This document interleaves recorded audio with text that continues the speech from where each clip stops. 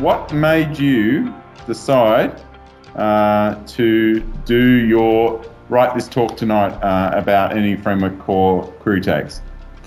So the reason why I wanted to do this talk is because I told a lot of my clients and friends about how they need to worry about how they make EF core queries and how they can debug them, find them in the logs and stuff like that. But I never end up actually writing a blog and a video for it. So I just said, okay, enough people have asked about me, enough people have issues about this, and they don't even know that, they can fix those issues just by knowing where they're coming from. So hopefully this is going to help them out. Right, awesome. And when you are using these query tags, mostly, are you in SQL Server side of things, trying to optimize SQL Server, or something else? So there are a couple of things. It's not always that you want to optimize SQL Server. It might also be that you're actually executing more queries than you expected. Maybe an old feature that you thought that was disabled is still enabled. Or if you're using an older EF core, EF core, say 2.0, 2.1, the queries might be very inefficient because you're abusing the select or wait clause. And this tool allows you to find those issues. Okay, awesome. All right, well, let's kick it off, sir. I'm very excited to hear this. All right, so welcome, everyone. Hope that you had a great night so far. So I'm going to talk about EF core query tags and logging. But first, a little bit about myself. I am Jernej Kavka, but you can just call me JK. You can follow me on Twitter, GitHub, my blog, LinkedIn. I lead Brisbane AI User Group. You can also see me at NDC Sydney. I'll do a workshop for AI, as well as do a AI talk on ML.net. So if you're interested about that, you can check that out. Just need to move this out. And by day, I do a lot of .NET Core, EF Core. That's my bread and butter. But at night, I really like to do cognitive services, ML.NET, things, a lot of AI. So if you have any questions about that, I'm happy to answer the questions. All right, so yeah. And I'm also a VR enthusiast, and I'm super happy for tomorrow because we're getting a new Oculus Quest, which is going to be a real game changer for VR.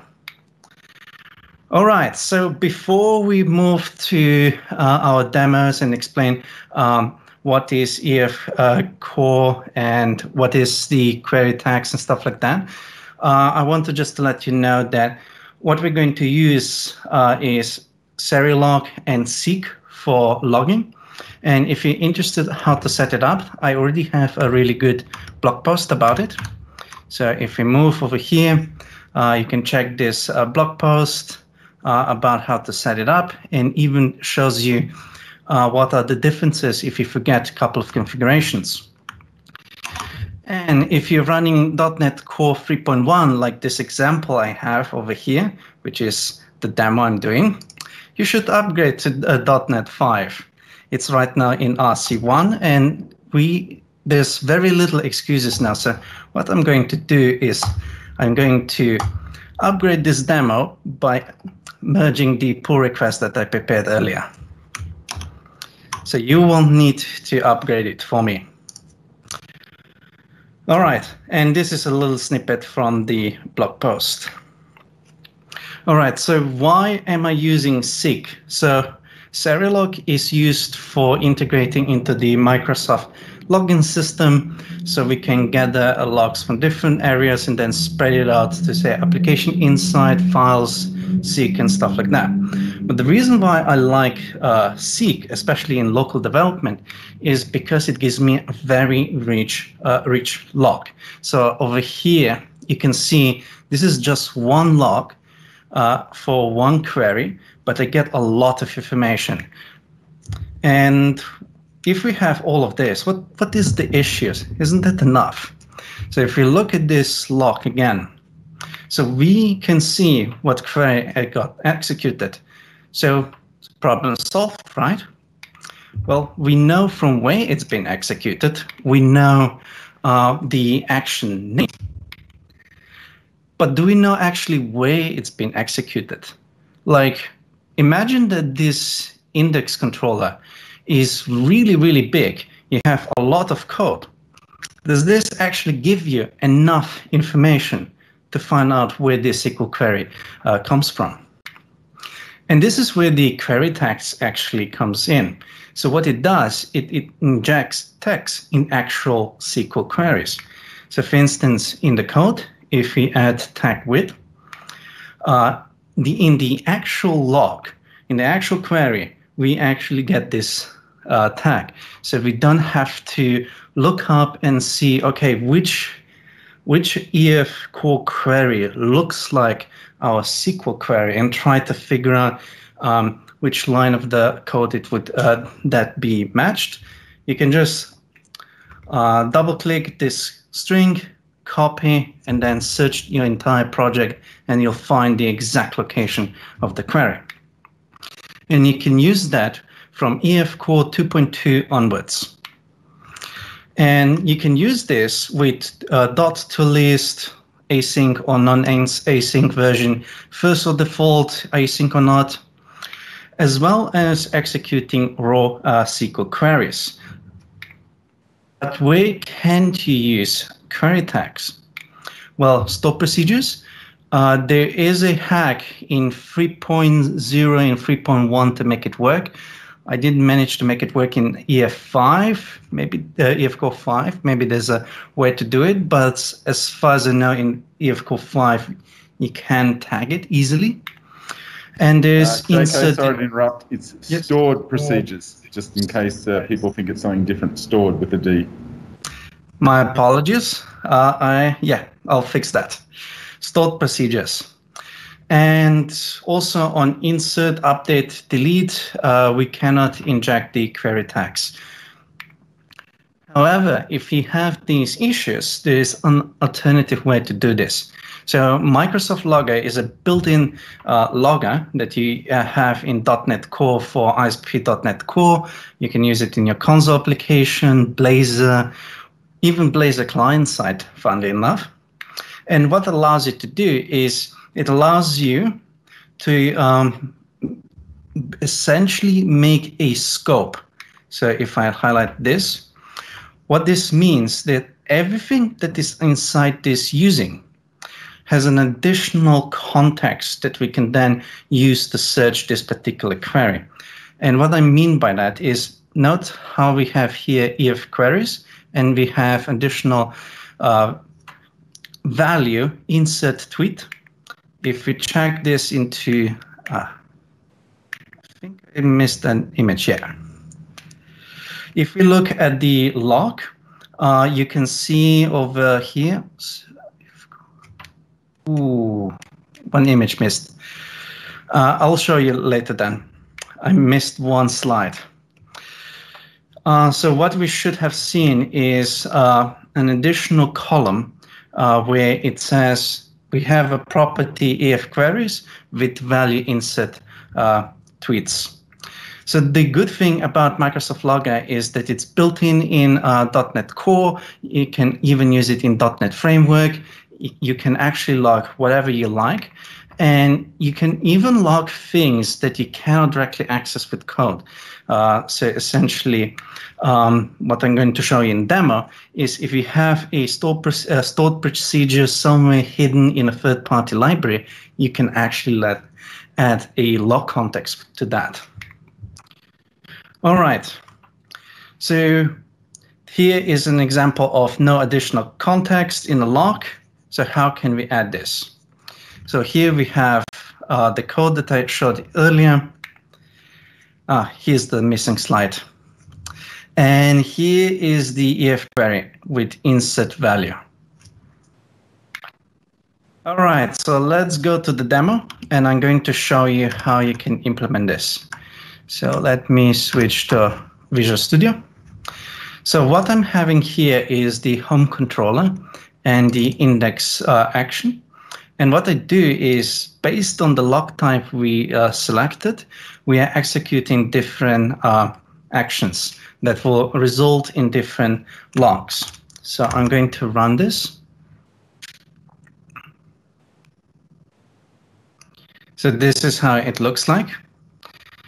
And what we see here is an example. What happens when we do this kind of query with no logs? So I'm going to run this query. Now, there's no difference here, but what we can do is we can go to seek. I can refresh this. And with a little bit of digging, we can see here 1945. I can expand this, and you can see here that we ran this query, select TID. But what you can see, the same problems as before. We only know from which action it was executed, and this action can do a lot of different things. And what was the request path? So not really a lot of information. And to make things a little bit easier for a little bit later, I'm going to do filter by type. So I'm not only going to be able to see this type of logs, and what I'm also going to do is I'm going to filter it from now on. So seek allows me to quickly do filtering without too much fuss. So I'm going to move over here, and if I scroll down a little bit lower, what we can see, there is an example of how we insert a tweet into a database without logs. So if I execute this, go back to seek, refresh this, we can again see insert query, but again, not enough context to know from where it's coming. And this is where we come to logging with query tags. So you can see here, if I run this with tag with tweets, I can run this, go to seek, refresh. What I can do now is copy this, go to Visual Studio, go Control-Shift-F, and say, I want to find this. And now, behold, we have here tag with, I can double click, and we have the query. So I didn't actually need to go and look through the code and trying to figure out, okay, if I go roughly where the application should be going, I might be able to find a query that looks like the SQL query. I can just look up the exact string that was generated by the log. So you can see if this would be a problem, I would find it in like 10 seconds. Now, what happens is if we don't have access to a method, like for instance in this case, let's imagine we don't have access to get tweets, we can use begin scope. So what this means is if I execute this code, we won't be able to find this method based on the query tag. But if we go to the logs, we will be able to see EF queries, and we'll be able to see get tweets. So now I'll be able to go back to Visual Studio, do Control-Shift-F, search for it, and now I look for this using. Now, I did a little bit shorthand implementation. So if I zoom into this, you can see it's just the same code as in the demo. But what you can see here is if you have a code that you cannot access, but you want to add additional context, you can do this. And if you're interested, there's a couple of demos over here that you can look through, try out things. This demo is designed for you to be able to play around, change the queries, see what happens when the log happens, how they've been logged into Seek. So you can really understand how EF Core works behind the scenes. And also you can try out and see if you can use the Microsoft Logger with the begin scope to log things that you generally wouldn't be able to. Well, not really log, but add additional context to understand what is happening. So we have here run store procedures and even combinations. So this is one of my favorite way of logging. So what I have here is I'm actually logging with the scope, but I'm also using tag with.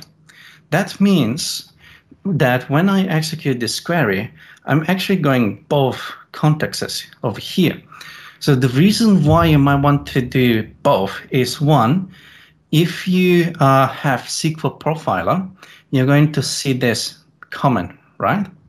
However, if you want to have a consistent way to find all of the queries and understand what they're doing, this is better because you can then search either for specific query, or you can search for a group of queries with this string, or you can just say, give me all of the queries, for instance, that do not have these EF queries, because they might be a problem.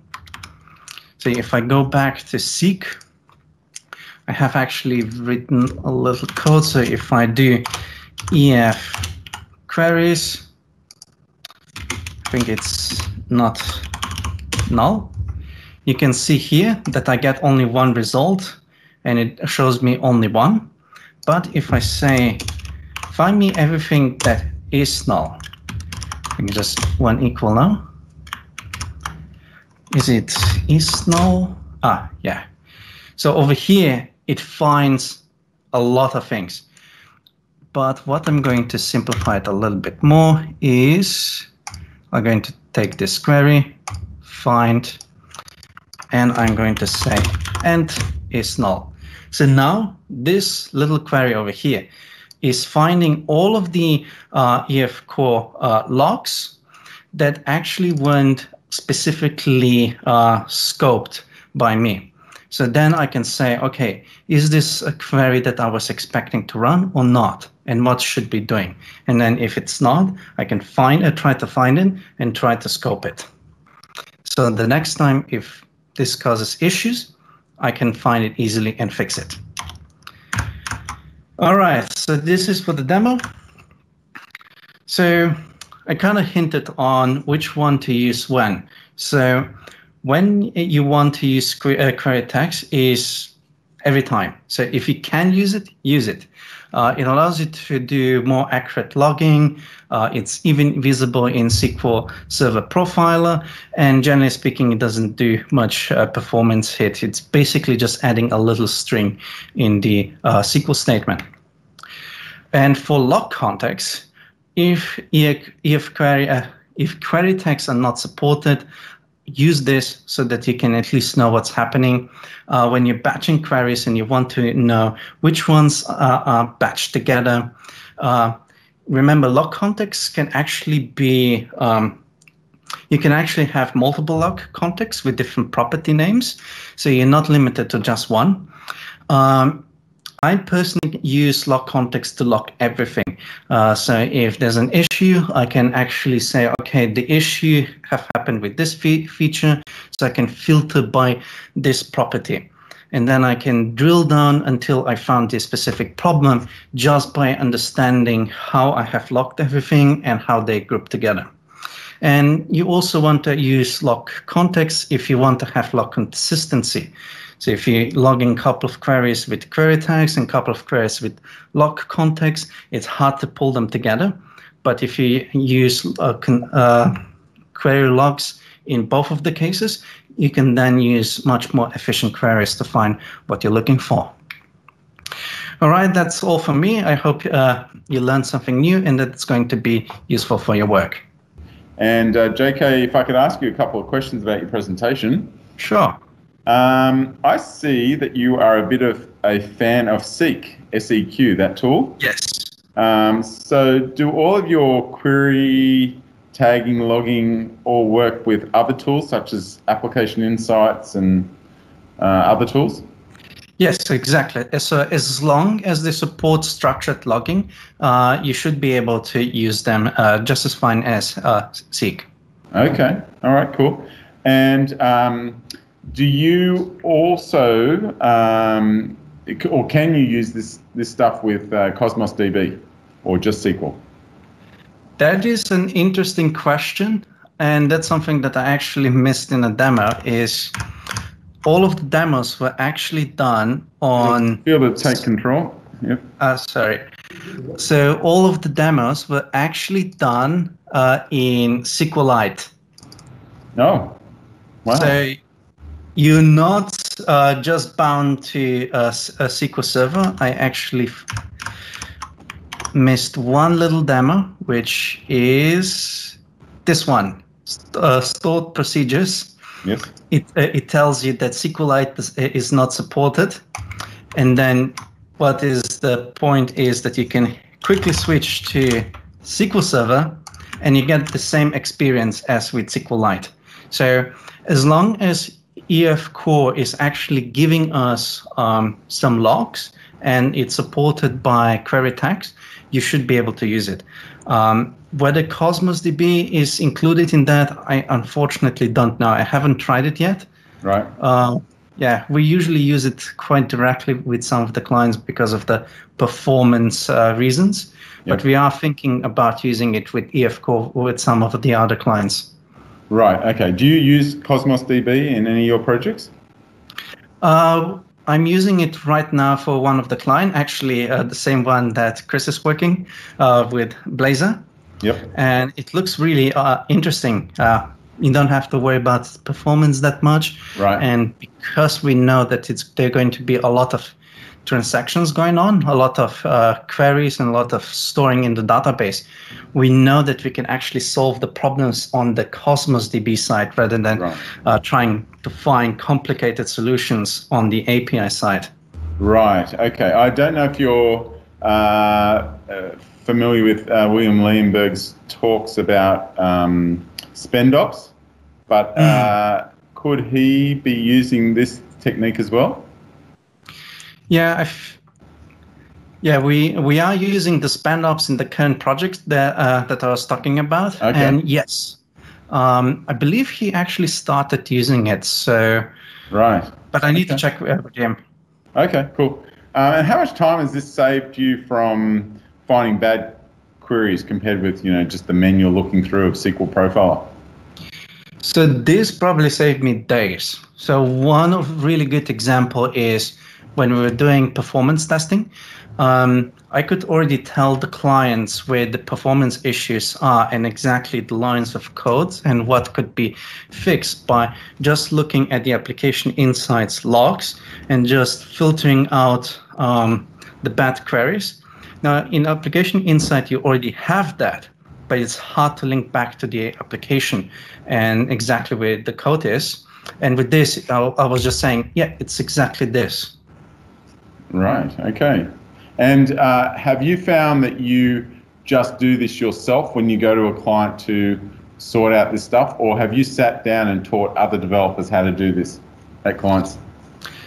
Yeah, as I said at the beginning, the main motivation was because I was explaining it to so many people, and basically I'm using this at all of the projects if possible. So yeah, I have taught a lot of people about this. Okay. All right. Well, not only will you improve performance, but you will save money as well on Azure. That is correct.